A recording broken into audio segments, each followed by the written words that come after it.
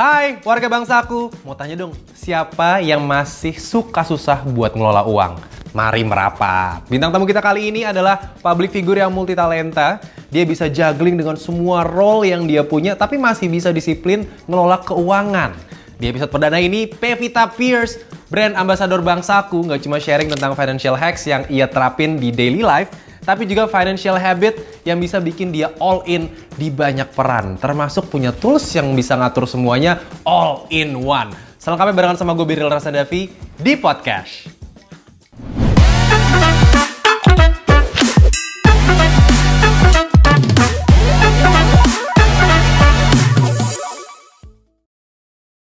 Selamat datang di podcast barengan sama gue Beril Rasandavi. Jadi ini adalah episode perdana nih warga bangsaku, dan sekarang aku nggak sendiri, sudah bersama kita bintang tamu yang udah kita intro sebelumnya. Gue nggak perlu nge-present lah ya, langsung aja nih. Halo, apa kabar? Halo Kak Beril. Seneng banget akhirnya. Kok manggil Kak sih?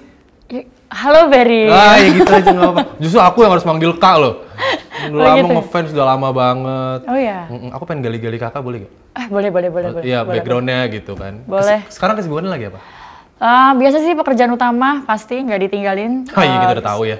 Masih ngonten-ngonten juga, syuting, terus menuhin feeds Instagram. Menuhin feed, ngasih makan feed ya? Ngasih makan Instagram ya? Syutingan berapa kali sehari biasanya? Tapi sebulan sekali sih biasanya. Sebulan sekali. Oh, sebulan sekali. Mungkin lagi ini sekali syuting film kali ya, jadi ini kan. Podcast gini aja sih sebenarnya. Oh ya, kalau selain ini di entertain apa ya, misalkan olahraga lagi sering ini ya, tenis kalau nggak salah. Kalau olahraga udah jarang, soalnya kan kerja. Kan kerjanya cuma yang tadi kan cuma sekali syutingnya gitu kan. Masih bisa dong diselipin. Mungkin istirahat pasti ya. Istirahat, bayangkan istirahat, iya, jadi nggak olahraga. Istirahat betul, istirahat. Kalau nggak di depan layar, ini kan suka bikin apa, direct film dan ini kan, directing juga ya. Itu gimana tuh? Aku lebih sering ini sih, direct satwa-satwa. Hah? Oh, punya piaraan di rumah, kucing. Biasa, kucing juga, anjing gitu kan. Aku juga punya kucing soalnya. Oh iya. Kamu suka kucing? Aku suka kucing. Terus biasanya satwa-satwa apa aja yang kakak ini? Otter. Otter. Emang iya. Otter bisa di rumah gitu, otter? Minum dulu deh. Aku di kebun binatang. Hah? Iya. Kebun binatang? Itu apaan, otter? Iya. Hah? Hai Kak Pevita. Halo. Ini siapa? Ini Kak Pevita yang asli. Lu siapa? Claudia, ini yang asli. Nah, tadi gua ngomong syuting apa? Yuk gantian. Bye-bye. Ini podcast apaan sih? Hai. Jadi ini Pevita Pierce yang asli? Yes. Dan tadi palsu, mirip doang? Oh gitu, yaudah deh. Warga bangsaku, sekarang gue udah sama Pevita Pierce! Pev, apa kabar? Baik, apa kabar? Baik, alhamdulillah. Terakhir kita ketemu kapan? Oh, belum pernah ketemu ya. Aku mikir udah pernah ketemu. Sekarang kesibukannya lagi apa? Kesibukan sekarang aku baru aja selesai direct series. Wih. Dan ini pertama kalinya aku ngedirect series, kan biasanya aku acting di depan kamera. Seri asih oke banget sih. Udah nonton? Belum. nanti. Iya, tapi kayaknya aku pulang aja ya. Aku lagi nyari pasangannya soalnya. Apa? Lagi nyari pasangan nonton. Oh, pasangan nonton. Kan nonton sendiri bisa. Bisa sih, bener. Ntar apa nonton deh. Apalagi kalau pakai bangsaku kan bisa nonton sambil nabung juga. Pas, bangsaku mania. Mantap. Oh, ada gitu, ada yel-yel gitunya. Baru tadi dibikin okay. Ada juga kalau misalkan aku ngomong, tiba-tiba ngomong spontan gitu, mereka langsung gitu. Oh, suka nih interaktif ya di sini ya. Oke, ini sebenarnya kita pengen ngejawab pertanyaan-pertanyaan dari warga bangsa aku nih. Aku belum selesai cerita kesibukan aku. Ayo boleh, lanjut. Oke. Lanjut. Nggak apa-apa kan? Nggak apa-apa boleh kan banget. aku selesai? Tadi aku lihat di Instagram kamu lagi main tenis ya? Iya, main lagi tenis ya? suka main tenis juga barengan sama teman-teman. Selain itu juga sekarang aku lagi explore invest, jadi angel investor juga dan juga di properti. Jadi angel investor. Angel investors. Angel investor itu apa? Jadi kita invest aja di situ. Kita nggak ada role di company-nya. Oh, Only as investors. wah aku juga, berarti aku juga termasuk investor ya. Aku juga Oke. sering invest gitu soalnya. Oh oke, di bidang apa aja? Aku di perbankan juga, di pertambangan juga, ya kecil-kecil gitu aja Kak, satu lot mah. Oh I see, berarti lebih ke saham gitu ya? Lebih ke saham, I investnya kayak see, gitu. Sama mungkin oke. teman-teman banyak yang buka kayak coffee shop atau buka kayak nail art dan juga buka Nail art? sumpah. Mana coba lihat dong? Aku lagi nggak nail art. Oh, oke. Biasanya suka ada gambar api-api gitu. Kamu suka nail art juga? Iya, tapi sekarang lagi enggak. Nanti aku Enggak bisa coba ya berarti di bisnis kamu ya. Temen namanya Buffers Club. Oke, Buffers Club. Nanti ownernya mau kesini. Berarti kamu jago juga juggling, multitasking. Nah, itu biasa Juggling jago kesulitan. nih aku gitu, juggling gitu. Tapi ya aku juggling lebih kayak ke aku kan juga siaran gitu ya. Emang agak ribet ternyata Kak. Misalnya kayak ngatur keuangan dari pemasukannya banyak banget. Kadang tiap bulannya aku dapet, kadang-kadang enggak juga kan nggak konsis kan secara nominal gitu ya. Nah ini nih yang banyak banget warga bangsa aku pertanyakan gimana kakak bisa juggling antara berbagai peran yang kakak pegang sekarang. Aku bisa share bahwa ini semua proses learning by doing juga, Ya. tapi kuncinya itu dua, yaitu disiplin. Karena kalau misalkan kita multitasking, juggling beberapa role, apalagi di zaman sekarang, kita pasti hobinya juga banyak. Bener. Terus banyak hobi yang dijadiin karir juga, Iya. dijadiin bisnis juga, which it's a good thing juga kan. Betul, Nah exactly. itu jadinya kita harus bisa disiplin dalam membagi waktu, disiplin membagi fokus, dan juga kita harus bisa disiplin nih nggak kalah nih, disiplin finansial. Oke. Nah, itu juga nggak kalah pentingnya. Dan selain itu, kuncinya disiplin dan efektif. Gimana kita bisa memberikan yang terbaik ketika kita dalam setiap ngebagi role itu. Jadi, kita juga efisien. Oke. Dari semua itu ada pertanyaan mengenai dibalik kesibukan gimana cara ngelola uang. Ini gue bakal agak nge-raise isu soal permasalahan kita dalam ngelola keuangan nih Kak. Kayak susahnya ngejaga cash flow, nge-track pengeluaran karena nggak punya financial hacks gitu kan. Di sini ada survei sebenarnya, ini gue baca aja. Jadi menurut D91 Financial Labs, terkait personal finance ada 50% orang yang kesusahan untuk nge-track pengeluaran mereka. Itu kan merupakan sebuah masalah yang fundamental banget dalam konteks gitu ya. Nah terus selain itu surveinya 44%-nya orang itu udah nentuin budget, tapi agak kesulitan dalam komit sama budget yang udah ditentukan. Nah, kira-kira ada nggak dari Pevita Pierce nih financial hacks supaya tetap on track? Banyak banget teman-teman yang kayak, udah gue budgetin tapi lupa ngeliat budgetannya, tiba-tiba over budget aja sendiri. Benar, Coba versi Pevita Pierce sendiri. Itu kayaknya kita semua pernah ngalamin Banget, itulah parah. ya, dan itu pembelajaran yang berarti juga kan. Kita jadi tahu yang miss tuh di mana, Betul. kok bisa over budget. Karena memang aku setuju banget bahwa ngatur cash flow dan juga nge-track pengeluaran itu amat sangat penting.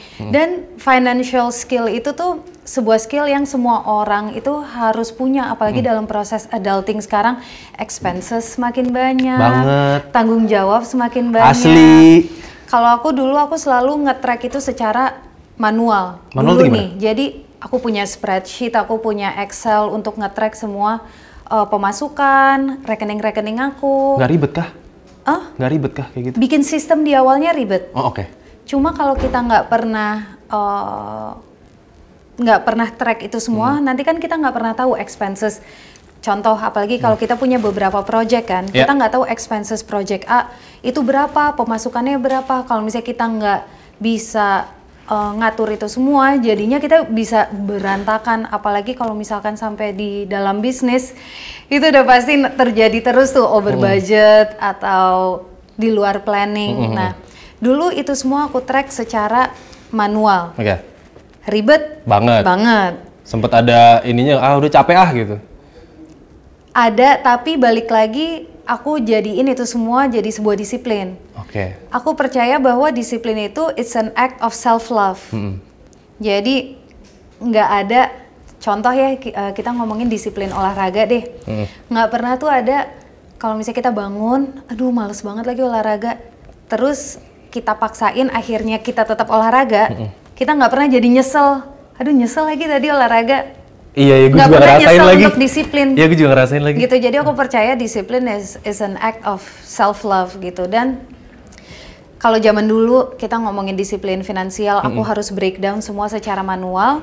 Mungkin aku bilang sekarang I am very lucky karena ini semua sudah ada platform yang bisa mempermudah itu semua. Oke. Jadi di Bank Saku itu ada fitur Saku. Oke. Nah, di fitur Saku ini itu di Saku utamanya aku pakai buat kebutuhan sehari-hari aku. Jadi ya udah buat you name it lah, groceries, electricity, apa semua itu aku pakai dari si Saku utama. Oh, I see. Nah, dari itu aku juga bisa bikin customize saku-saku lain sesuai kebutuhan aku. Oke. Jadi misalkan mau buat liburan, aku bikin saku lagi. Boleh, Mau buat entertainment, aku bikin saku lagi.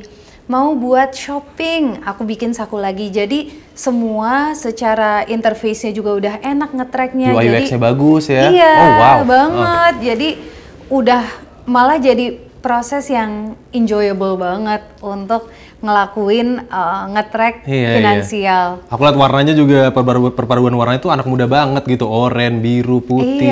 Iya, dan kalau ngomongin fiturnya itu satu dari sekian banyak ya, tapi fitur Saku ini memang udah amat sangat mempermudah nge-track keuangan kita. Oh, jadi emang ibaratnya kita tuh kalau misalkan di rumah pakai cara jadul nih ya, ada celengan ini, celengan ini, celengan ini, iya nggak sih? Tapi ini versi digitalnya aja gitu. Nah, ada juga nih soal permasalahan sulitnya nyisihin uang untuk nabung nih Kak Pep. Padahal banyak banget tujuan keuangan, kayak mau beli ini itu, atau mau traveling, banyak banget anak muda yang paling mentok-mentok ke Thailand gitu, ke Singapura gitu ya. Atau sekedar mau punya dana darurat. Kira-kira dari Pevita Pierre sendiri nih ada hacks tambahan nggak yang bisa di-share ke warga Bank Saku supaya bisa nabung? Apalagi Gen Z yang hobinya ngopi sehari, ngopi 20.000, habis itu healing ke Bali dikit-dikit. Coba dari Pevita Pierre sendiri gimana tuh? Kalau misalkan itu nabung tuh habit yang penting banget, tapi kalau mau sharing juga sebetulnya di sekolah kan kita nggak diajarin ya hal-hal kayak gini. Apa? Personal finance, padahal ini topik yang amat sangat penting banget, perlu banget untuk jadi pegangan kita gitu. Kita diajarin matematika, tambah-tambahan, pembagian, debit kredit itu pembukuan tuh masuk ke tuh. Matematika gue cabut kantin biasanya. Cabut? Gurunya nggak seru ya? Gurunya sebenarnya seru. Oke. Cuma matematik tuh ya, begitu kamu tulis 1 tambah 1, 2. Terus kita meleng dikit, udah banyak tuh rumusnya tuh. Tadi sampai mana? Tiba-tiba udah akar ya? Iya, tiba-tiba berakar gitu. Balik lagi, nabung penting banget. Dan kayaknya kalau ngomongin masalah ngopi, parah, healing, asli. Itu kayaknya nggak harus Gen Z ya. Kita juga semua orang, aku termasuk orang yang suka banget jajan, liburan gitu. Nah, ada lagi nih fitur dari Bank Saku yang menurut aku kita bisa sambil menyelam minum air. Ada lagi tuh fiturnya. Ada lagi. Apa? Nah, by the way, tambahan kalau hacks dari aku biasanya aku itu punya rumus 50, 30, 20. 50, 30, 20, oke.